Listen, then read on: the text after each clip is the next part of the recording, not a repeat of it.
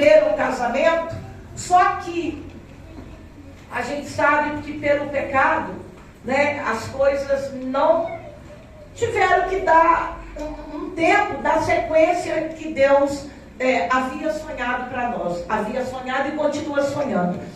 Tem um versículo em Apocalipse, que eu não me lembro, não sei se eu anotei. Sim, Apocalipse 1, versículo 8, a parte A, que diz: eu sou o Alfa e o Ômega, o princípio e o fim. E o meio? A Bíblia não fala do meio. Eu sou o princípio e sou o fim. Mas e o meio? Alguém já parou para pensar nisso?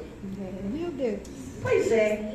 O meio somos nós que vamos fazer. Porque ele prometeu no início e prometeu o final. Mas e o meio? Só vai conseguir chegar lá nesse final dependendo de como você vai viver o seu meio. As decisões que você vai tomar. O comportamento que você terá. Você é responsável. Nós somos responsáveis por sermos a noiva de Cristo. Tem muita gente achando que é noiva e não passa diamante. Meu Deus! Não passa diamante. Nem de Cristo, dos outros.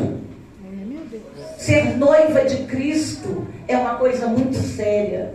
Então, quando a palavra de Deus, lá em Apocalipse, capítulo 1, verso 8, a parte A, fala: eu sou o Alfa e o Ômega, o princípio e o fim. Alfa é a primeira letra do alfabeto grego. E o Ômega é a última letra do alfabeto grego, que contém 28 letras.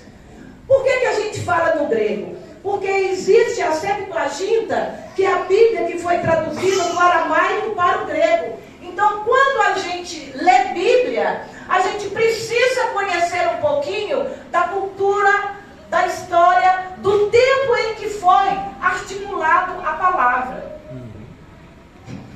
Porque, às vezes, a gente pode não entender, tem um contexto, mas, por exemplo, se eu falar hoje, o irmão Bruno julgou a toalha. A gente sabe o que é julgar a toalha. Julgar a toalha, desistiu, não quer mais. Não estou falando da coisa de Deus, qualquer coisa.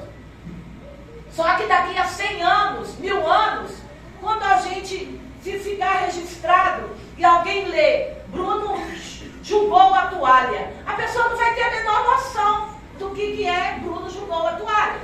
Então é preciso a gente ir um pouquinho para frente, para trás, ir um pouquinho para frente, para poder entender. Então aqui em Apocalipse 1:8 fala Alfa e Ômega, letras do alfabeto grego. Então a gente precisa entender algumas coisas da cultura grega, da cultura judaica, para a gente assimilar com a Bíblia. O princípio e o meio. O princípio e o fim. No princípio, Deus criou a terra, o céu, o homem e a comunhão. O meio. Nesse meio está a nossa vida, as nossas decisões, mas também está nesse meio a desobediência, o pecado, a luta contra o mal, os profetas que Deus enviou. Deus também enviou nesse meio o seu Filho para nos salvar, para reconciliar com Deus, para a redenção. E no fim, que é a melhor parte, está o arrebatamento, o tribunal de Cristo, que será para os salvos. Porque tem gente que pensa, se a gente não estudar, a gente não vai saber. O tribunal de Cristo não é para todo mundo. O tribunal de Cristo é somente para os salvos. Sim. Já o juízo final de Deus será para os ímpios. Nós não participaremos do juízo final. Pelo menos a gente está lutando para que não. Enquanto vai estar acontecendo o juízo final, nós estaremos nas bodas do Cordeiro. O que é as bodas do Cordeiro, gente? As bodas do Cordeiro é o momento da festa, da união, da alegria. E nós estaremos lá. A união eterna. Tem passagem que nós lemos na Bíblia, mas a gente não entende a profundidade do que está escrito lá se nós não pedirmos ao Espírito Santo discernimento para entendermos. Não adianta ler a Bíblia como se fosse um livro qualquer. É preciso que o dono da Bíblia, que escreveu, que autorizou, que ele nos dê o discernimento para que a gente possa entender. Porque às vezes a pessoa lê versículos isolados e Satanás trabalha nesse versículo isolado. Mas é a palavra de Deus? É. Mas ele é inimigo de Deus. Ele conhece a palavra escrita até mais do que nós, como a própria Bíblia diz. Mas ele não tem intimidade com Deus.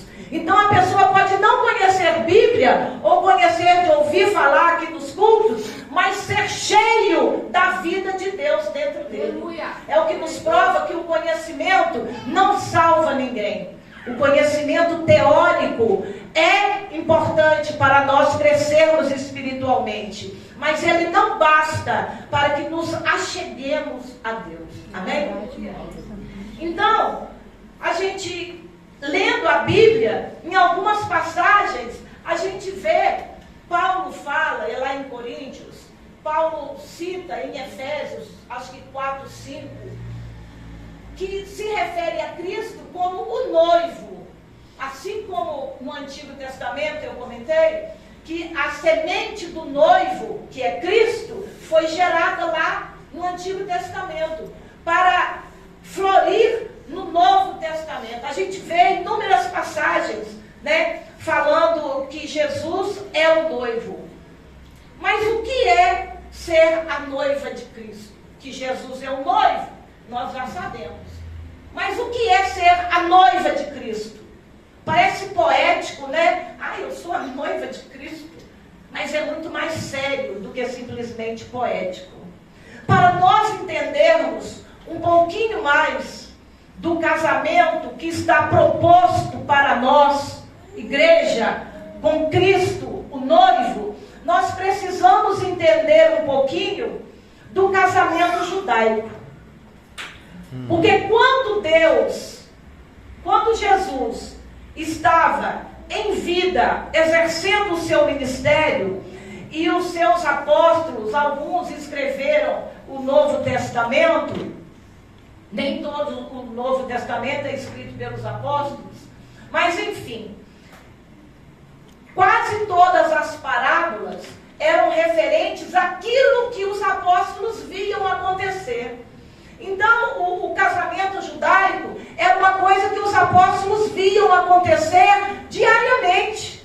Por isso que Deus usa as expressões na Bíblia, comparando o casamento de Cristo com a noiva, com o casamento judaico. O primeiro estágio do casamento judaico era quando o noivo se encontrava com a família da noiva e fazia meio que uma aliança. É como se fosse o noivado hoje. Mas ali, naquele encontro, naquela aliança terrena, e a nossa aliança com Cristo é de sangue eterna, naquele momento que havia uns acertos com o pai e a mãe, havia um pagamento de dote. Naquele momento, quando o noivo ia, a noiva já era considerada esposa. Não era, pode ser que não dê certo, não. Ia dar certo. Eles não coabitavam, não moravam juntos, mas era como se ela já fosse a esposa. E ele vai, assim como Cristo fala, lá em, acho que é 1 Coríntios, depois tem aqui, que Cristo fala: eu vou vos preparar um lugar, para que onde eu esteja, estejais vós também. João 14. João 14, exatamente. Vamos ler João 14, alguém abre? João 14, 2, 3. Simbolizando a realidade, o paralelismo do casamento de Adão e Eva, do casamento judaico com o casamento da igreja com Cristo. 14, 2, 3. Na casa de meu pai há muitas moradas. Se não fosse assim, eu não teria dito, vou preparar-vos lugar. E se eu for e vos preparar lugar, virei outra vez e vos levarei para mim mesmo, porque onde eu estiver, estejais vós também.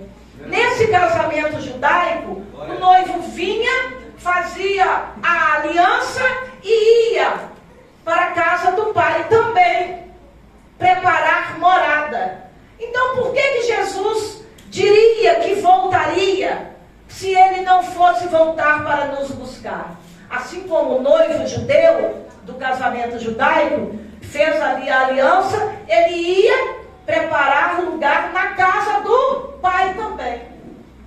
E aí, nesse contexto, fica mais interessante e mais fácil da gente assimilar o casamento judaico com o casamento de Cristo com a noiva que somos nós. Quando Cristo expirou na cruz e foi transpassado pelo seu lado direito, daquela ferida jorrou sangue e água. Naquele momento começou a ser gerada a noiva de Cristo, pelo sangue que representa expiação do pecado e pela água que representa vida nova, renascimento. Naquele momento, quando Cristo expira e ele entrega o seu espírito, ele já vislumbrava lá na frente a noiva, eu, você, os salvos. Ele já vislumbrava tudo. Por isso que ele não soltou uma palavra, não murmurou. Ele via que valeria a pena morrer por uma noiva que um dia irá se encontrar com ele. Porque ele virá buscar a sua noiva. Está na palavra, eu creio na promessa do nosso Senhor. E aí o noivo vai preparar lugar, Cristo também foi preparar lugar. Só que aí tem um adendo. A noiva, o noivo foi no segundo estágio. Primeiro ele vem e faz a aliança. Aí ele vai embora preparar o lugar. Aí vocês vão aí imaginando o casamento da igreja também, que o que está na palavra. No terceiro e último estágio, o noivo volta.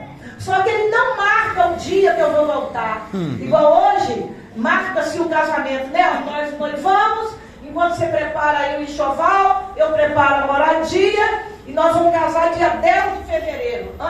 Não tinha data. É verdade. Não tinha. A noiva, ela tinha que ficar preparada todo o tempo. Porque o noivo poderia chegar à meia-noite ou poderia chegar ao meio-dia. Ela não teria tempo de preparar nada. Ela tinha que estar pronta. Assim como a noiva de Cristo tem que estar pronta para o grande momento. Não vai dar tempo de preparar, assim como a noiva judaica. Então, essa comparação, esse paralelismo entre o casamento judaico e o nosso casamento com Cristo, é porque na época era fácil de assimilar, por isso que está escrito aqui. Para nós entendermos, irmãos, a noiva, ela preparava, como está lá em Mateus 25, as lamparinas, né, das 10 virgens, todas elas estavam esperando o noivo. Mas só que não pode haver noiva distraída. Noiva não pode estar distraída. Noiva não pode paquerar com o mundo. Nem se deixar paquerar com o mundo. O noivo, ele é ciumento. O noivo, ele quer totalidade, de fidelidade, de comunhão. Ele não quer saber de noiva flertando com o mundo. E nem o mundo flertando com a sua noiva. É verdade. Porque o mundo quer flertar conosco a todo momento. Porque Satanás é o único que não poderá ser noiva de Cristo. sendo ele quem já foi. Então ele quer tirar a nossa atenção. Com que ele tira a nossa atenção? Nos mínimos detalhes. Se somos